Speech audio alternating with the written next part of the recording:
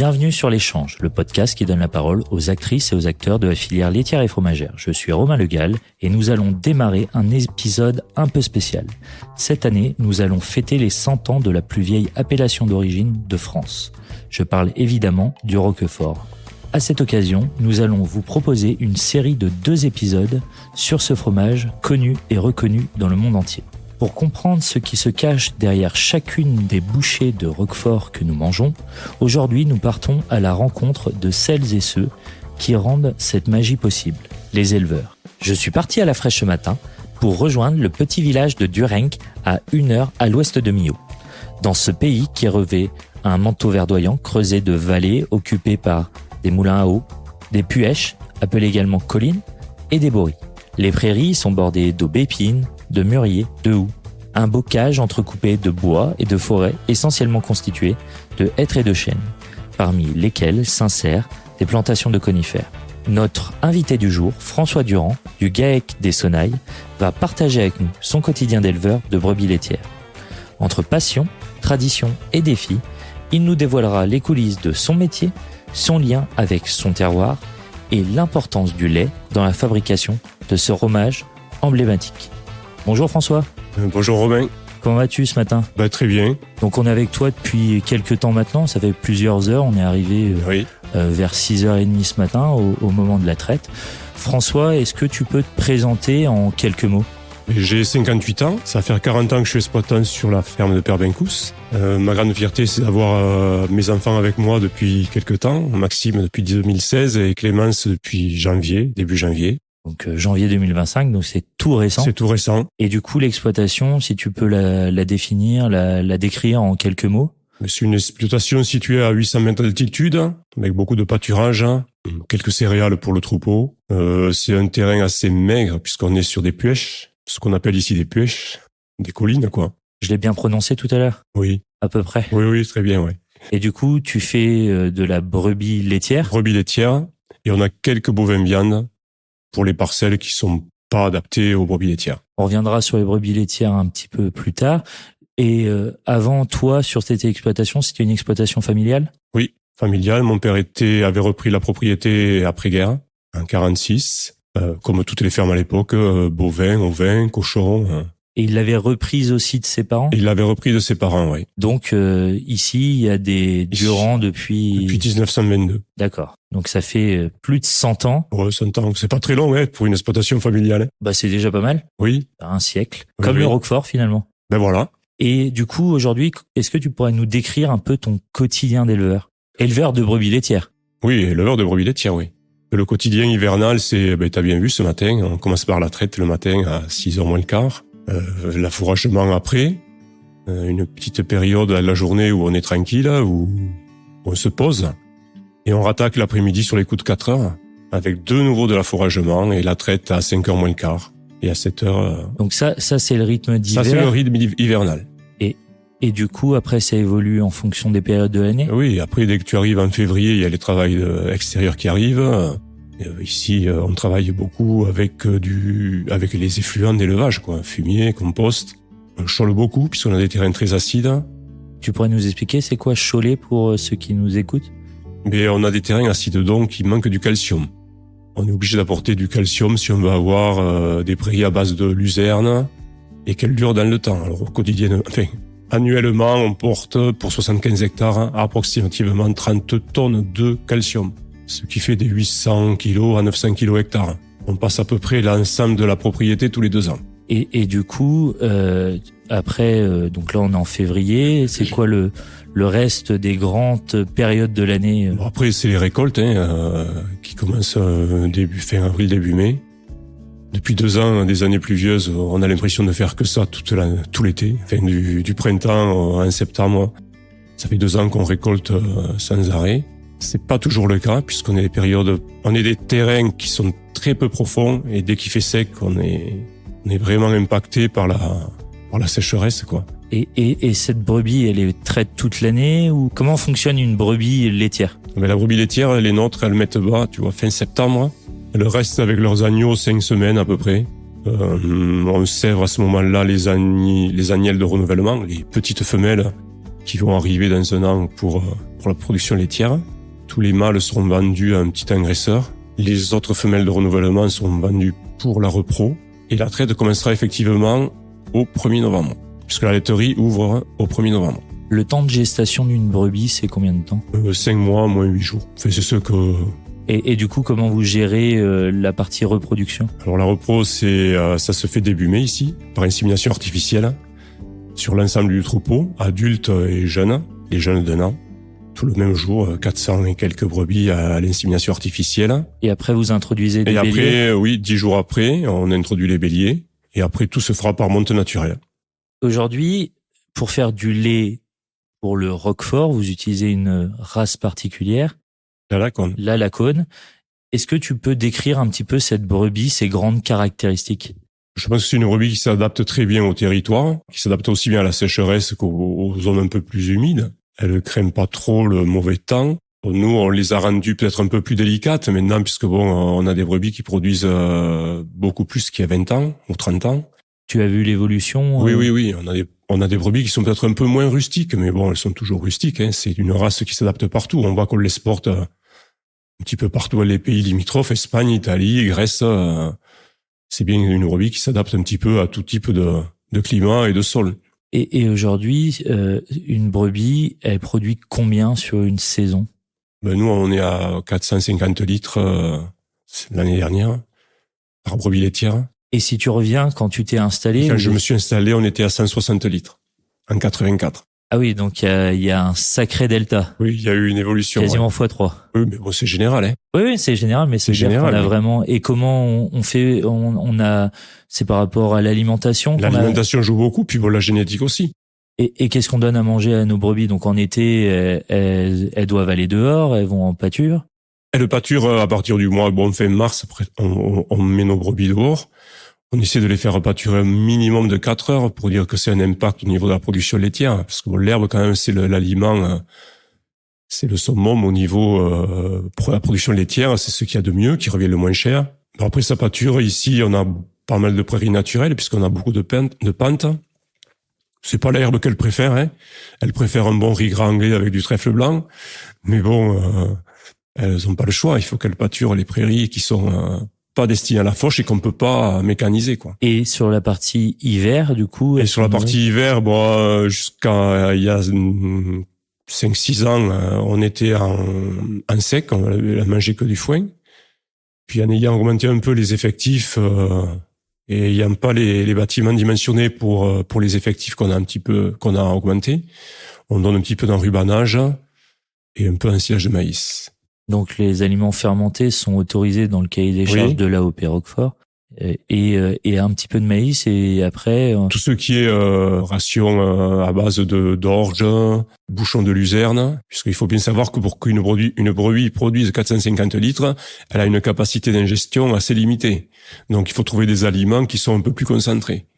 Alors c'est pour ça qu'on donne de la ration orge, bouchon de luzerne, drèche de maïs... Et aujourd'hui, par rapport au cahier des charges AOP, il y a des notions d'autonomie fourragère. Est-ce que tu peux nous les donner ? Il faut pas dépasser les 200 kilos d'achat de concentré. Il faut acheter sur le rayon. De la zone ? Enfin, la zone pour ce qui est fourrage grossier, je pense. C'est tellement machinal que je crois que le cahier des charges, je l'ai pas intégré, tu vois, dans la... Ouais, tu le fais depuis naturellement depuis tellement d'années. Oui. Ton papa faisait aussi du lait qui était transformé en Roquefort ? Oui, depuis Vernier, chez Vernier, depuis les origines, je pensais. D'accord, donc toi t'as toujours travaillé. Oui, alors là, on va en revenir après avec une laiterie, donc aujourd'hui toi t'es ramassé par Vernier, mais on en parlera un petit peu plus tard. Et pour ceux qui connaissent pas la région, comment tu pourrais décrire ton terroir ? C'est toujours le meilleur, le plus beau. On a 2 régions ici. On a du Ségala et du Lévezou. Le Ségala, ce sont des zones avec des terrains assez profonds. Et le Lévezou, c'est plus aride, un petit peu plus froid, des terres plus légères, plus pauvres. Ouais. Et ici, on est vraiment sur la limite. On a des terres en bas de communes qui est pratique pour les cultures. Qui est pratique pour les cultures. Et sur le haut, c'est pratique pour la pâture. Donc c'est pratique pour les brebis. Donc idéalement Idéal, c'est pas le mot que je dirais, puisque il L'idéal, ce serait d'avoir des terres labourables un petit peu partout et pas avoir des cailloux à ramasser. Mais c'est pas le cas, on s'adapte. Est-ce que dans ta vie d'éleveur, tu as eu, du coup, depuis que tu t'es installé, des événements marquants, que ça soit positif ou que ça soit des événements négatifs qui ont marqué ta vie d'éleveur? En 40 ans, j'ai vu pas mal d'évolutions. Hein. Quand j'ai démarré, c'était vraiment... mon papa avait 68 ans, donc c'était l'ancienne génération. On travaillait pas comme après-guerre, mais bon, comme dans les années 70. Il a fallu évoluer. Toi, ton côté d'apport finalement positif. Ouais, mais c'est allé très doucement puisqu'on n'avait pas les moyens. En 84, je crois qu'on produisait dans les 360 hectolitres. C'était une misère, quoi. Tu sortais un salaire, mais fallait pas aller au-delà. Donc finalement, au début, c'était dur parce que... Oui, pas de bâtiment adapté à l'époque, ouais. J'ai fait ma bergerie en 93. Bon, après, là, du coup, tout décolle, quoi. La production décolle, les brebis sont mieux dans le bâtiment. Puis, le problème, c'est la production. On pouvait pas produire. On avait le bâtiment, mais on pouvait pas produire. C'est-à-dire, explique-nous. Roquefort a mis des références dans les années 87. Ils avaient pris la moyenne des 3 dernières meilleures années, je crois. Du coup, on était plafonné. Je crois que j'avais 560 hectolitres. Donc, pour que tout le monde comprenne, tu avais un quota. J'avais un quota avec 3 prix de lait. D'accord. Un prix Roquefort, un prix diversification et après un prix poudre de lait. C'était une misère. C'était 40 centimes. Alors, plus tu faisais de poudre de lait, plus ton prix du lait baissait. Du coup, tu essayais d'en faire le moins possible, mais tu pouvais pas évoluer au niveau production. Et ce système de quotas, ça a duré jusque quand? Jusqu'en 2015. 2016, Roquefort un peu implosé. Des nouvelles laiteries sont arrivées sur le territoire, ce qui a fait monter le prix du lait. Notre laiterie nous a donné des droits à produire, un prix du lait un peu revalorisé petit à petit. Et du coup, on est passé, je crois, de 900 hectolitres en 2016 à l'année dernière, 1900, ce qui a permis à Maxime de s'installer. Et maintenant à Clémence. Donc ça, on reviendra un petit peu à la partie transmission tout à l'heure. Et ça tombe bien, tu fais la transition avec le sujet qu'on va aborder maintenant. Aujourd'hui, tu as quelqu'un qui te collecte, donc une laiterie. Comment ça s'organise pour la relation avec la laiterie? Comment ça fonctionne? Bon, après, je pense que depuis qu'on a les organisations de producteurs, on se retrouve assez régulièrement avec les producteurs en réunion. Donc vous avez une organisation de producteurs. Vous êtes combien de producteurs sur cette organisation? On est 53 dans la laiterie. Donc je pense qu'il y en a rien qu'un ou deux qui n'ont pas adhéré peut-être au... Ok, donc en gros, c'est votre organisation de producteurs, c'est tous les producteurs qui livrent la laiterie là aujourd'hui, Vernières. Aujourd'hui, toi, en tant que producteur, tu as des relations régulières avec Vernières? La laiterie, ça se limite souvent avec Adeline, là. Adeline qui nous accompagne ce matin. Qui nous accompagne ce matin. Alors, tu as dit, alors Adeline, elle t'a souvent au téléphone. Pourquoi t'as Adeline au téléphone? Parce que bon, c'est elle qui suit un peu l'évolution de notre production en qualité. Ouais. Et donc, quand elle t'a appelé pour que je vienne te voir ce matin. J'avais un gros souci. Je me suis dit, oh là, il y a eu un petit coup de stress. Ouais, salmonelle, butyrique, coliforme. Voilà, c'est ce qui était venu à l'esprit. Ouais, et puis finalement. Puis non. C'était que moi. Ouais. Donc, c'était une bonne nouvelle. Oui, très bonne, ouais. Au final, c'était un ascenseur émotionnel. Voilà. Et du coup, c'est elle, ta principale, c'est la principale interlocutrice. Ouais. Et donc, la laiterie, elle te ramasse tous les jours? Quotidiennement, ouais. Pour ensuite transformer ton lait. Le lait sur Villefranche-de-Panat. Aujourd'hui, tu as des objectifs, justement, tu parlais de qualité du lait. C'est quoi les objectifs de qualité du lait pour transformer en Roquefort? Bon, il faut savoir qu'on a une grille de qualité. Ouais. Si on est bon partout, on a une plus-value. Et qu'est-ce qu'ils vous demandent, par exemple, pour avoir le plus-value? On va demander à Adeline, parce que je crois que les critères, je les ai pas. Moi, j'essaie d'être assez bon. Alors bon, il faut être bon. Il y a plusieurs germes dans le lait. Il y a les cellules somatiques, il y a les coliformes, il y a les butyriques. Ça, c'est souvent induit par les aliments humides, en rubanage ou en silage. Puis après, par les qualités des litières aussi. Oui, là, en ce moment, on le voyait ce matin, vous paillez le matin et le soir, justement, pour que pour prévenir, pour prévenir ça, et puis pour que les brebis soient bien aussi en termes de bien-être animal. Est-ce que toi, déjà, tu as visité la laiterie ou les caves d'affinage? On a eu l'occasion, mais moi j'étais pas disponible le jour où ça s'est fait. Les caves de la laiterie, bon, à part le bureau, je pense que je suis jamais rentré là où ils transforment. Je pense que Jean-François ou Adeline qui nous entend, oui, je pense, oui.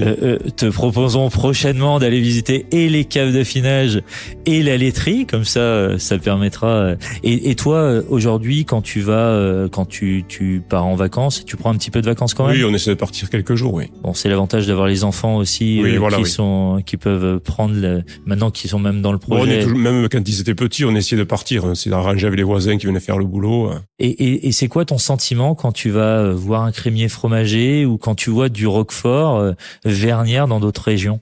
Mais déjà, quand on va chez un fromager, on va si on voit du Vernières. Ah, c'est déjà la première chose. Si on voit du Cosnard, sinon, on sort tout de suite. Non, on sort pas tout de suite. Non, parce qu'on essaie quand même d'apprécier ce qui se fait sur le local. Mais on regarde, ouais, si on bat notre produit, ouais. Dans l'avenir, ça va être quoi les plus gros enjeux, c'est quoi les défis qui arrivent dans l'avenir par rapport à toi? Comment t'as vu évoluer le métier? Comment t'as vu évoluer aussi tout ce qui gravite autour? On parle souvent de météo, on parle souvent. Nous, des défis, on en a un gros là. Hein. Et puisque avec l'installation de Clémence, on redélocalise tous nos bâtiments. Et là-dessus se greffe, oui, le souci au niveau climatique, parce qu'on s'aperçoit qu'on a des périodes très sèches. Où ici c'est compliqué de faire du stock, des périodes très pluvieuses où c'est compliqué de faire de la qualité, même avec un séchage, c'est très compliqué de faire de la qualité, un fourrage. Quand il pleut, on va croire que ça se fait tout seul. Mais oui, je pense que le plus gros défi, ce sera de s'adapter aux défis climatiques, ouais. Pour toi, c'est... Ah ouais, c'est ce que j'appréhende le plus, ouais. Et est-ce que toi, t'as vu un peu la topographie changer dans le paysage sur ces 40 dernières années, justement, par rapport à...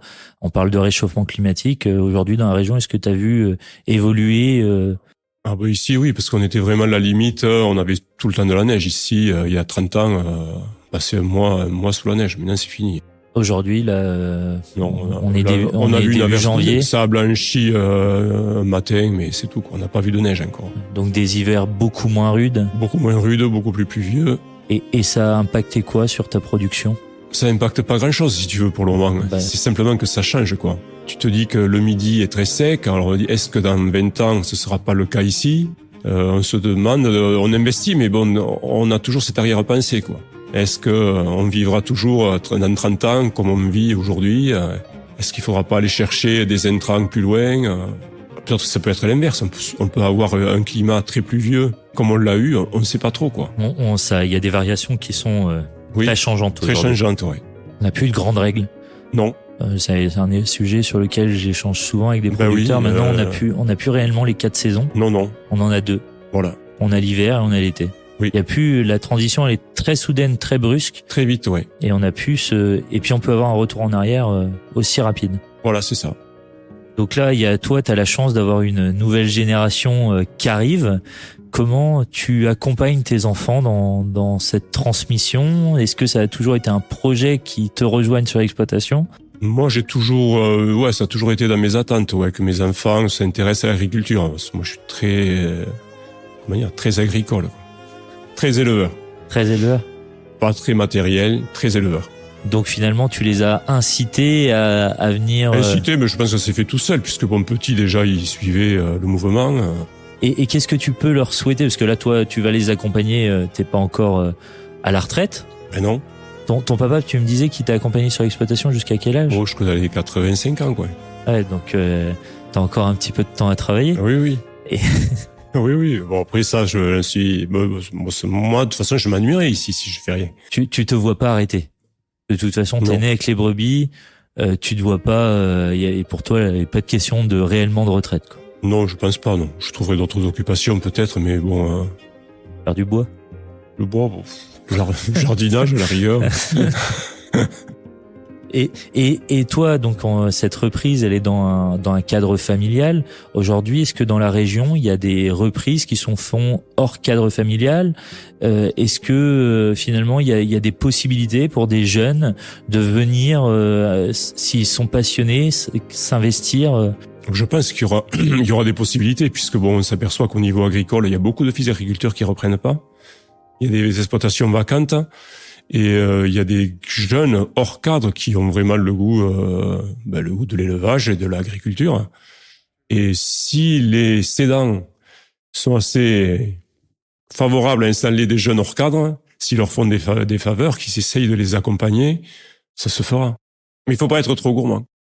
Toi, comment tu pourrais motiver s'il y a des gens qui nous écoutent, des jeunes, qu'est-ce que tu pourrais leur dire pour les motiver à rejoindre ce métier d'éleveur? Déjà, pour connaître, il faut s'impliquer, soit faire des stages ou... S'il y a quelqu'un qui est intéressé, il peut te contacter pour venir faire un stage là, on a un jeune stagiaire, on en avait eu un l'année dernière. C'est le 3e qu'on prend. Moi, j'étais pas très stagiaire à l'époque. Quand j'étais tout seul, c'était compliqué d'accompagner quelqu'un. Bon, maintenant, c'est différent. On est plusieurs. On arrive à s'en occuper, quoi. Parce que quand t'as quelqu'un sur une exploitation, t'es obligé de passer du temps. De lui montrer. Ça fait aussi partie du rôle d'un maître de stage, justement transmettre. Là, t'as parlé de transmission. Donc aujourd'hui, tu penses que la clé, c'est par la transmission. C'est par la transmission, ouais. Et par la passion. Et la passion aussi. Enfin, un jeune qui a la passion des animaux, déjà, mais il faut la passion de l'élevage. Pour faire des brebis laitières, il faut la passion de l'élevage. Tu vas pas venir sur une propriété si t'aimes conduire que le tracteur. Il faut... Sur ce type de propriété, non. Sur ce type de propriété, c'est pas la bonne région. Il faut être éleveur, ouais. C'est pas la bonne région. Et toi, si tu devais donner un symbole de ton attachement à ton métier, ça serait quoi? Tu me poses une colle, hein. Qu'est-ce qui fait que t'es attaché à ce métier? Bon, déjà, c'est la liberté de faire ce que je veux. On t'embête pas, quoi. On m'embête pas, ouais. On a des contraintes au niveau réglementation. Oui, mais ça. Mais je fais ce que je veux. T'es chez toi, t'es le patron et tu fais ce que tu veux. Si je veux aller faire la sieste, je vais faire la sieste. La gestion du temps, pour toi. La gestion du temps, oui. Là, ça, c'est une liberté qui est importante pour toi. Il y a des contraintes du boulot, ça c'est sûr. Mais après la journée, si on veut se poser, si on va aller se promener, on peut. Si tu devais garder un seul moment de ta vie d'éleveur, ça serait lequel? Je pense que c'est le jour où mes enfants sont rentrés sur le GAEC, ouais. Donc finalement, la deuxième plus grande fête, c'était il y a pas si longtemps que ça. Ou la transmission de mon père. Parce que mon père, c'était... C'était quelque chose qui te tenait à cœur de vraiment revenir sur l'exploitation. Ouais. On va pleurer tous les deux, François. Si tu pleures, je pleure. Bon. Et toi, comment tu dégustes le Roquefort? Parce que t'en manges 2 fois par jour, mais tu le dégustes comment? Donc je le déguste... alors il y en a beaucoup qui mettent de la confiture, moi non. Moi c'est un bon pain de campagne. Et du Roquefort. Et du Roquefort. Tu manges pas le Roquefort tout seul. Tu l'accompagnes forcément. Ah, il faut du pain. Et dans la région, on le consomme comment majoritairement, le Roquefort? Le Roquefort, c'est ça, c'est avec du pain, du bon pain de campagne. Hein. Après, les érudits peut-être prennent de la confiture, de mûre ou de groseille. Complètement, les érudits. Mais bon, moi non. Moi, je suis c'est terroir, c'est pain de campagne et une bonne couche de Roquefort. Et plus il y en a qui rajoutent du beurre, mais bon, non. Pour finir sur une question bonus, François, c'est quoi ta pizza préférée? Bon, moi je dis pizza, mais je suis pas très pizza. Et si tu devais en choisir une? Magret de canard. Une pizza au magret de canard. D'accord. Parce qu'on a une pizzaiolo qui vient sur du Rhin qui fait de bonnes pizzas avec du magret de canard. Donc du coup, c'est ta pizza préférée. Ouais, c'est ma préférée, ouais. Merci beaucoup d'avoir pris le temps, François. Merci à toi d'être venu. Merci beaucoup d'avoir pris le temps de nous accueillir ce matin. Merci à vous de nous avoir écoutés. J'espère que cet épisode vous a plu. On se retrouve dès la semaine prochaine pour un nouvel épisode sur cette série spéciale consacrée au Roquefort. N'hésitez pas à nous laisser des commentaires, à partager cet épisode et à nous mettre plein d'étoiles sur les plateformes d'écoute. Je vous dis à très bientôt pour un nouvel épisode de l'Échange.